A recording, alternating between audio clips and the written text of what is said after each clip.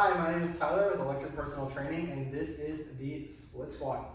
So the split squat is going to be a fantastic movement for both our quads and our glutes. Realistically, the split squat is just a variation of a lunge, but there's going to be several variations of the split squat itself that we will go over so that we know the best ways to do the split squat for whatever we're training for.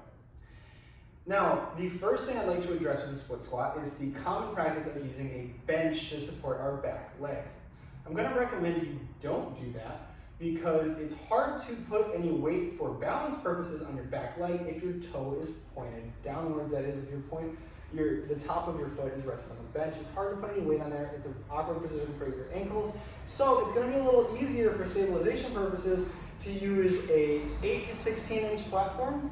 This is going to give us more of an opportunity to balance and stabilize ourselves, as well as pushing a little bit off the back leg to straighten up, because our hips will be straight for the back leg, and therefore we can get some work out of the rectus femoris, which, if you've seen our video on the leg muscle group, is rather tricky because it's biarticular. When the hips are moving and the knees are moving, a lot of times it itself is not. So since our hip is not really going to be moving much with respect to our back leg, by pushing forward, we can get a bit of work on that rec fem, but ideally we're going to be pushing more with the front leg.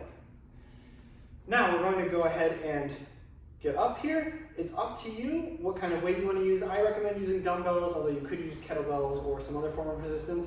And you do have the option of either holding it at both sides or one in the center of your body to keep you a little more balanced. It's really whatever works for you. It can be beneficial to hold one dumbbell in the center and hold on to something for balance. However, that's entirely up to you as well. Now for the split squat, we're going to situate our toe up on the platform, as well as bringing our front foot out in front of us. Now, here's a key point to choose what muscle we're going to focus on more. The further out we bring our front foot, the more glute bias it's going to be, as our hips are going to be doing more of the moving. Whereas if we come narrower, we're going to get a lot more knee bend than we would hip bend.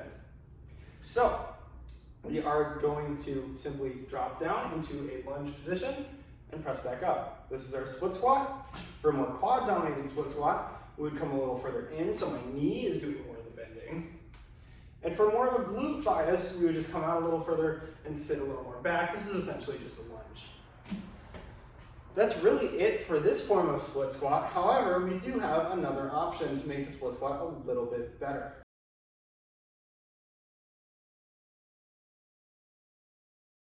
All right, now there's not much to the split squat, but we can eliminate the issue with balance by using external stabilization from the Smith machine.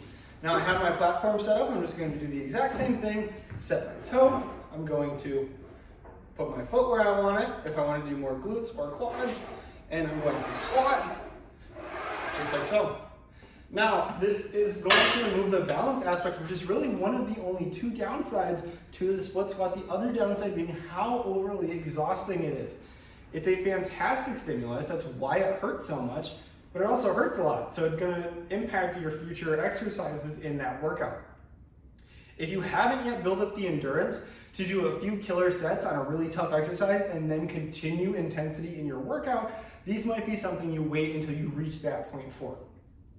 You don't want to sacrifice the rest of your workout for one exercise. So that's just what I would hope you would consider when deciding whether or not to do the split squat.